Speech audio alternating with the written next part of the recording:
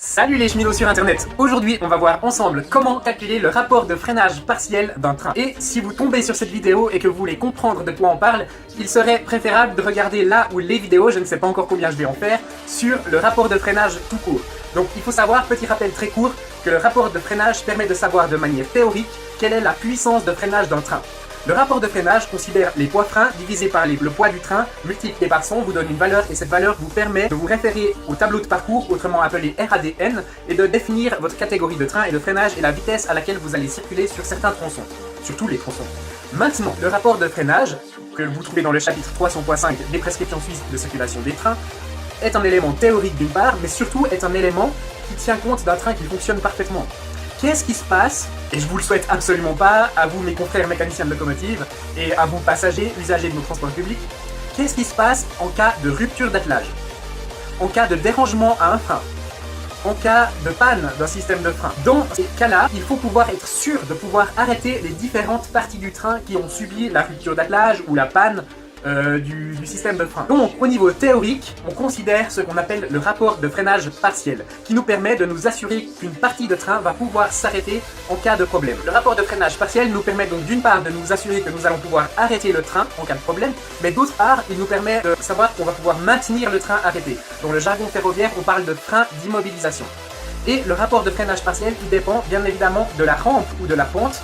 Donc pour rappel, rampe c'est en montée, pente c'est en descente. Donc de la rampe ou de la pente, autrement dit de la déclivité du tronçon que vous allez parcourir. Alors évidemment, un tronçon n'est pas toujours avec la même pente ou la même rampe. Un tronçon varie, il y a des bouts qui montent très raides, des bouts qui sont plats, des bouts qui descendent, des bouts qui remontent. Et donc pour simplifier les choses, les prescriptions suisses de circulation et les dispositions d'exécution avenantes ont décidé de fixer pour chaque ligne de Suisse des déclivités déterminantes. Ces déclivités déterminantes, nous allons les utiliser pour vérifier que notre rapport de freinage partiel soit valide pour un train donné sur une ligne donnée. Alors, évidemment, si tous les freins du train sont en état parfait de fonctionnement, le rapport de freinage partiel est garanti, évidemment. Le rapport de freinage partiel intervient dès le moment où un frein du train n'est plus en état de fonctionner. D'ailleurs, petite parenthèse, mais ça c'est plus technique et pratique, quand un frein ne fonctionne pas, première étape à faire, on va tester si le frein lâche ou ne lâche pas. Resserrer le frein, attendre que le frein soit rempli, que la conduite générale soit stabilisée. On va lâcher le frein, donc la pression dans le cylindre de frein va redescendre, la pression dans la conduite générale va remonter, on va attendre que tout soit stabilisé et que bien sûr la pression dans les cylindres de frein soit à zéro. Si à ce moment-là, il y a toujours un frein sur le train, qu'on le voie à l'écran de diagnostic ou sur le DMI ou carrément dehors sur les plaquettes de l'état de serrage ou non serrage des freins, si un frein ne lâche toujours pas, à ce moment-là, on va paralyser le frein. C'est-à-dire qu'on va utiliser une poignée ou un bouton, suivant les types de véhicules, pour faire en sorte que le frein concerné soit désactivé, pour parler tout simplement. Et donc, si on a un frein désactivé sur une voiture, cette voiture va être freinée grâce aux attelages qui transmettent les forces cinétiques aux autres voitures. Et donc, c'est les autres voitures qui vont devoir compenser la voiture dont les freins ne fonctionnent pas. Ça, c'est de la logique, c'est de la physique. Et donc, le but du rapport de freinage partiel est tout simplement de vérifier que les différentes parties du train, on peut potentiellement les arrêter même si telle ou telle voiture ne fonctionne pas. Concrètement, voilà comment ça se passe. Vous mettez en service un train, ou vous relevez un train, ou vous avez un train, vous partez d'une gare mais le frein lâche pas. Donc vous allez paralyser le frein, vous respectez bien sûr les procédures de votre entreprise de transport ferroviaire, et à ce moment-là, vous devez calculer le nouveau rapport de freinage théorique de votre train, ainsi que les rapports de freinage partiel. On va faire un exemple avec une composition NTN, donc les anciens trains de trafic voyageurs régionaux des CFF, avec 5 voitures intermédiaires, une RBD 562 en tête et un BT à l'arrière. On va faire un cas pratique sur le papier et vous verrez, tout sera plus simple à comprendre. De manière théorique, en cas de groupe de queue non freiné ou de frein défectueux sur une voiture, on doit calculer le rapport de freinage partiel. Lorsqu'on a calculé les rapports de freinage partiel en tête du train et en queue du train, on doit ensuite vérifier certaines conditions. Lorsque l'on a affaire donc à des freins défectueux ou aussi au phénomène qu'on appelle un groupe de queue non freiné, on doit calculer le rapport de freinage partiel. On va calculer donc un rapport de freinage pour la tête du train et un rapport de freinage pour la queue du train.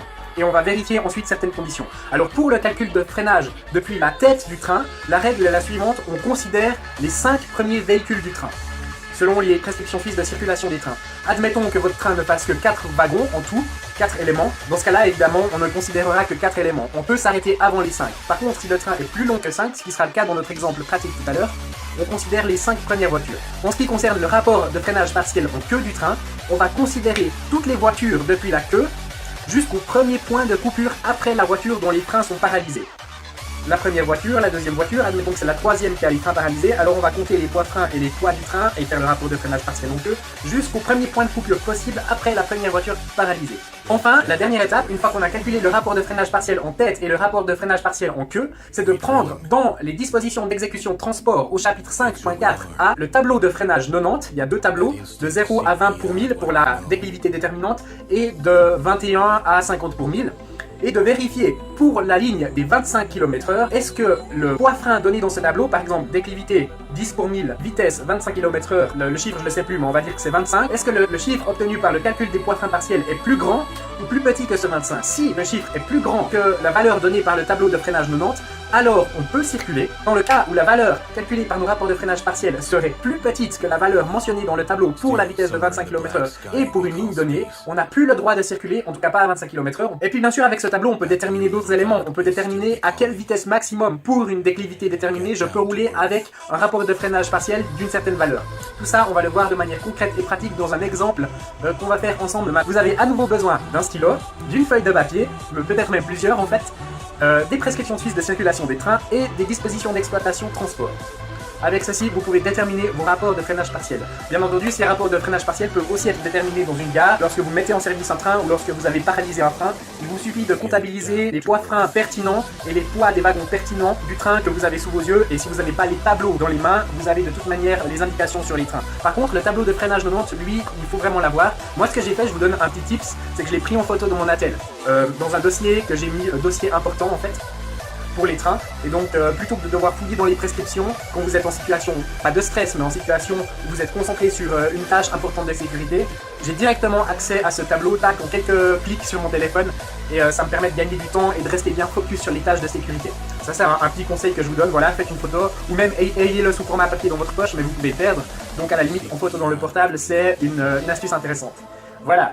Moins de paroles, plus d'action, on va passer au calcul. Et encore juste un petit élément, nous on va faire un calcul théorique du nouveau rapport de freinage et des rapports de freinage partiel d'un train dont le wagon qui a les freins paralysés est le premier wagon derrière soit le BT, soit la RBDE, et on va considérer les 4 cas, c'est-à-dire si la voiture paralysée est derrière la BT ou si la voiture paralysée est derrière la RBDE, et on va aussi considérer un sens et l'autre, ce qui nous fait 4 cas pour chaque scénario. Scénario 1, ce sera la voiture paralysée est derrière la RBDE et on va dans ce sens, donc la RBDE est en tête. Le scénario 2, ce sera la voiture paralysée est toujours derrière la RBDE mais on va dans le sens opposé, donc la BT est en tête. Le scénario 3, ce sera la voiture paralysée immédiatement après la BT et on va dans le sens 1, donc dans le sens de la RBDE. Et le scénario 4, ce sera la voiture paralysée est derrière la BT et on va dans le sens de la BT.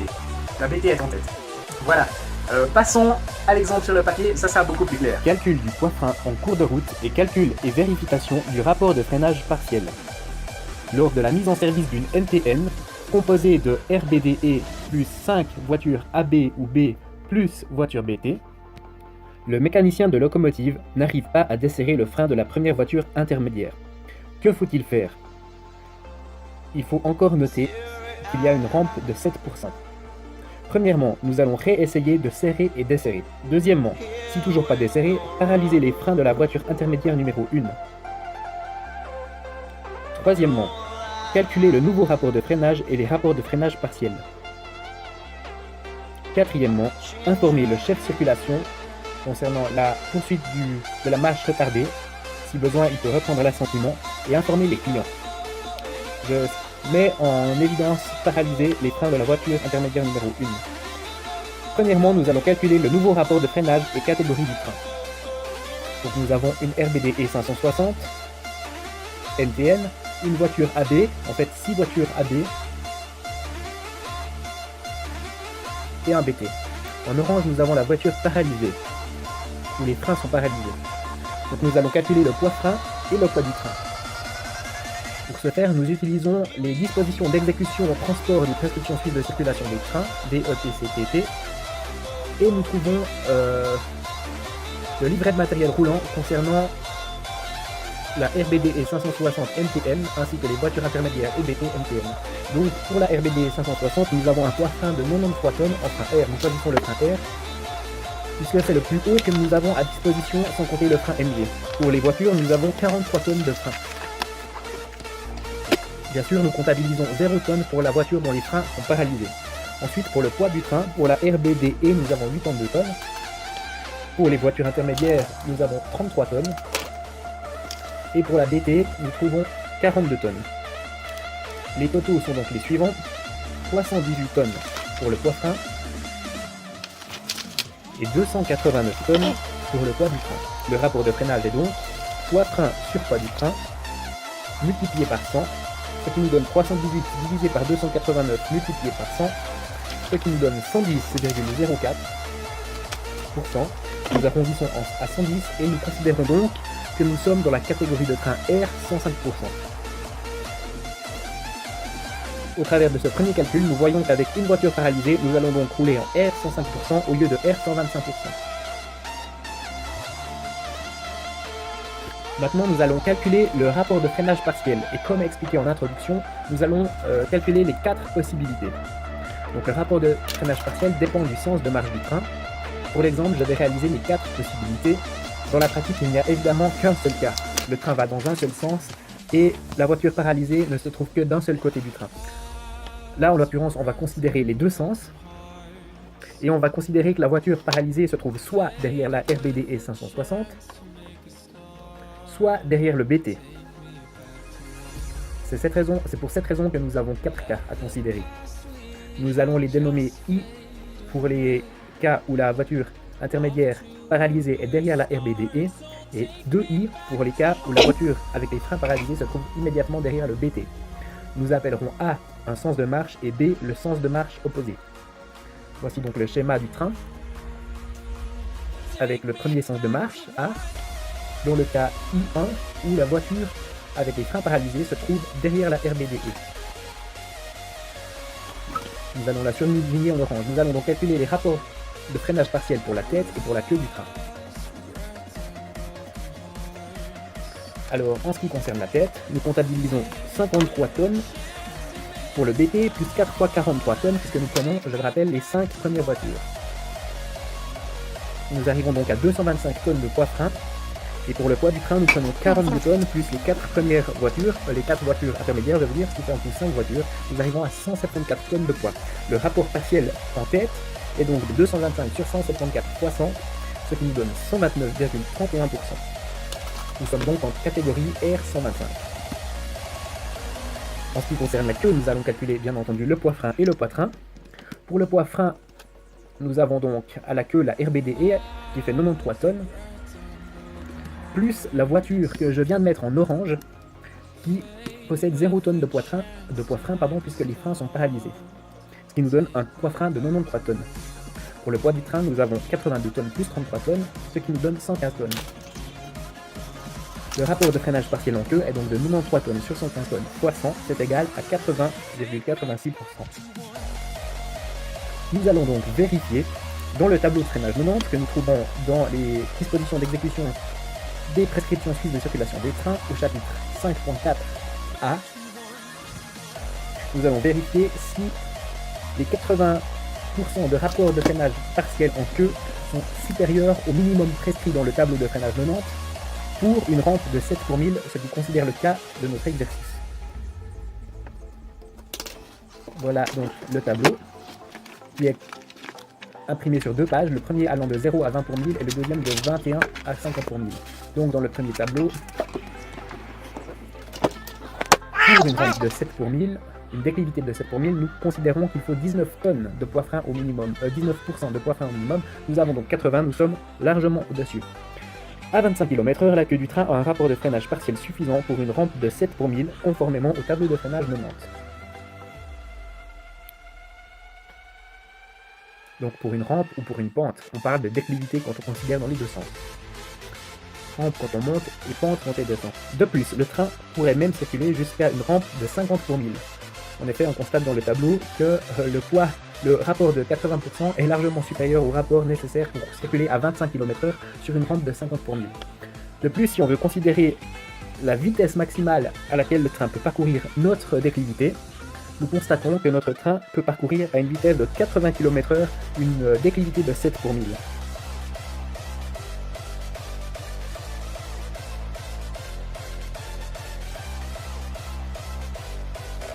Nous allons donc considérer maintenant le cas I où la voiture avec les freins paralysés se trouve derrière la RBDE toujours, mais avec le sens de marche opposé. Nous l'appellerons donc IB.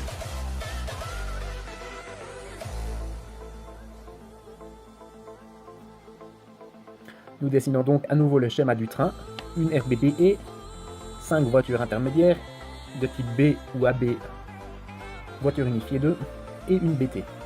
Désormais la BT est en queue et la RBDE est en tête. En orange, la voiture avec les freins paralysés. En tête, nous avons donc un poids frein de 93 tonnes pour la RBDE, plus 0 tonnes pour la voiture paralysée, plus 3 fois 43 tonnes. On considère toujours les 5 premières voitures dans le sens de marche depuis la tête, ou moins s'il y a besoin de moins, s'il y a moins de voitures dans le train. Pour le poids du train, nous avons 82 tonnes plus 4 fois 33 tonnes. Au total, nous avons donc 222 tonnes de poids frein et 214 tonnes de poids train. Le rapport de freinage partiel en tête est donc de 222 sur 214 multiplié par 100, ce qui nous donne 103,74%. On arrondit donc à 105 et on a un rapport de freinage et une catégorie de train R 105%. En ce qui concerne la queue, le poids frein est le suivant, donc nous considérons jusqu'au premier point de coupure qui suit la voiture, immédiatement après la voiture qui a les freins paralysés. Donc nous partons depuis la BT jusqu'à après la voiture dessinée en orange sur le schéma. Donc nous comptabilisons 53 tonnes de poids frein, plus 43 tonnes x 4, puisqu'il y a 4 voitures, 0 tonnes pour la voiture en orange. Et pour le poids train, nous considérons 42 tonnes, plus 5 fois 33 tonnes, 5 voitures de 33 tonnes, puisque pour le poids du train, la voiture en orange est comptabilisée. Ce qui nous donne donc un résultat de 225 tonnes de poids frein, de 207 tonnes de poids train. Le rapport de freinage partiel en queue est donc de 225 sur 207 fois 100, c'est donc 108%.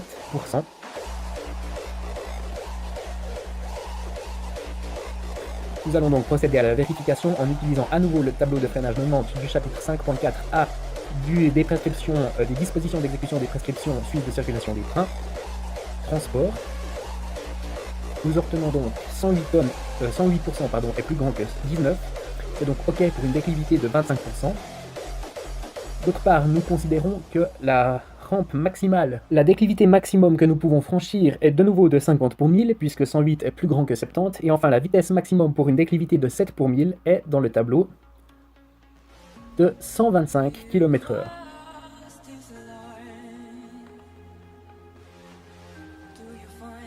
Nous prenons une nouvelle feuille et nous allons maintenant considérer le cas I2, c'est-à-dire si la voiture avec les freins paralysés se trouve immédiatement derrière la BT. Nous allons considérer bien sûr le sens A et le sens B. Alors nous faisons le premier schéma, la queue de la RBDE, 5 voitures intermédiaires, la voiture paralysée se situe immédiatement derrière la BT, nous la dessinons en orange. Voici donc le sens de marche, la BT est en tête, la RBDE est en queue. En ce qui concerne la tête, le poids frein est de 53 tonnes, plus 0 tonnes, plus 3 fois 43 tonnes, puisque nous considérons les 5 premières voitures.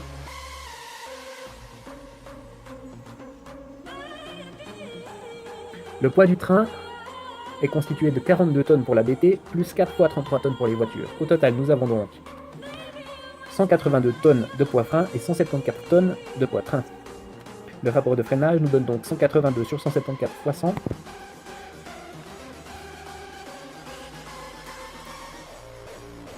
Ce qui nous donne du 104,59% et donc du R105.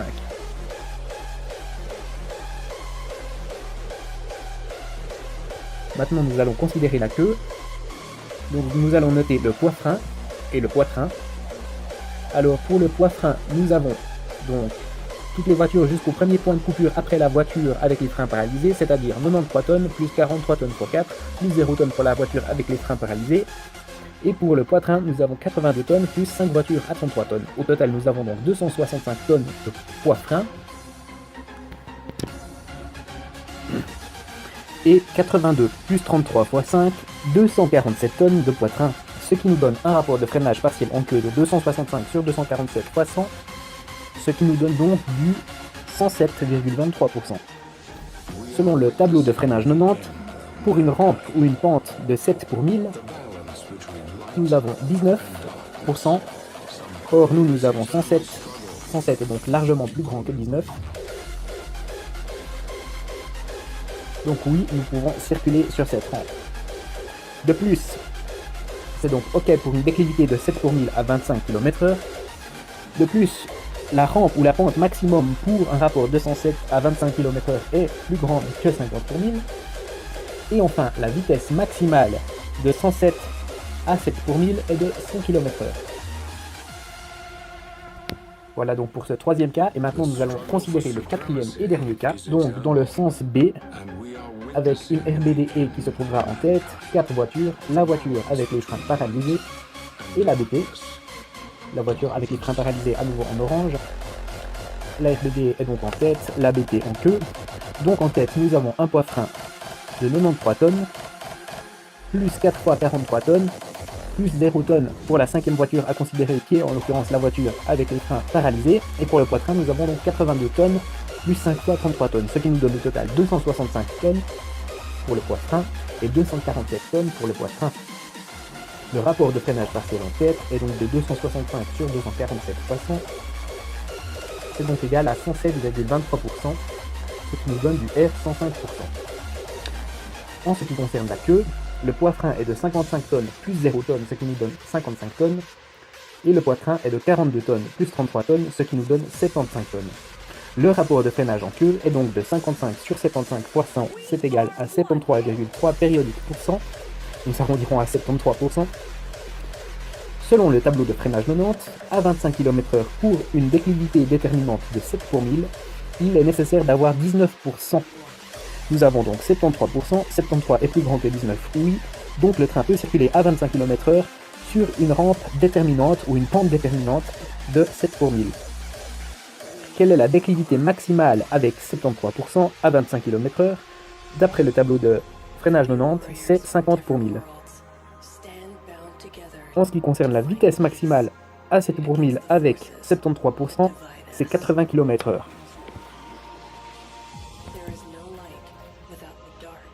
En conclusion, quel que soit le sens et quel que soit le côté de la voiture paralysée, qu'elle se trouve immédiatement derrière la BT ou immédiatement derrière la RBDE, on pourra de toute façon rouler à 25 km/h sur une déclivité de 7 pour 1000 avec les rapports de freinage partiels impliqués en queue et en tête de notre composition RABDE 560 plus 5A ou AB ou B type 2 plus une BT NTN.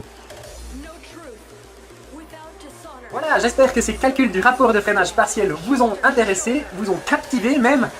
Pour les gens qui sont des cheminots, ça vous rappelle forcément des bons souvenirs. Pour les gens qui sont des amateurs, vous voyez qu'un mécanicien, il ne fait pas que conduire, il fait aussi des petites opérations à côté que vous ne soupçonnez peut-être pas. J'espère en tout cas vous avoir appris, fait découvrir quelque chose. Pour mes collègues mécaniciens, n'hésitez toujours pas à me dire dans les commentaires si il y a quelque chose que j'ai pas considéré de manière correcte, parce que j'ai aussi besoin de progresser, c'est hyper important surtout sur ce genre de questions. N'hésitez pas à mettre un pouce en l'air si vous avez apprécié la vidéo, à la partager à toutes les personnes qui devraient voir ce genre de vidéo, à vous abonner à la chaîne si c'est pas encore fait. D'ici là, portez-vous bien, moi je vous dis à bientôt dans un train, dans une prochaine vidéo ou sur internet. Ciao!